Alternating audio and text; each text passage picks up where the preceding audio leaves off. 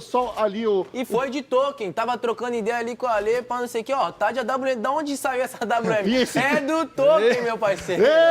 Eita, bait, ó, o Croc vai morrer tá mandando o bandeirão. ainda. Croc, é isso, é você que lute, né? Ó, a troca Essa de lenda bandeirão aí, ó. Vamos embora, o fair play tá rolando. Será que vai na porrada?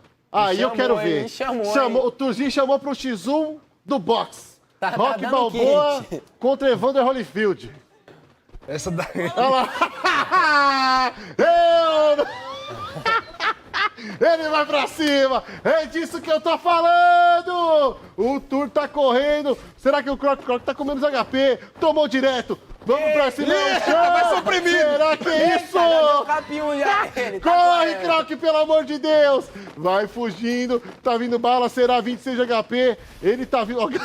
Essa lenda aí! Socorro! Olha isso! É o pega-pega na Liga do FA, meu camarada! Corre, Croc, pelo amor de Deus! A galera tá chegando! A galera tá chegando! Eita! Ele acertou primeiro. Matou? Finalizou? Já foi? Já O foi. Abra- Ué, E se eu não me engano, tem um barril ali na garagem e a Noise só tem 3 kills. Então o Krauk falou, eu matou. prefiro morrer do que perder a vida.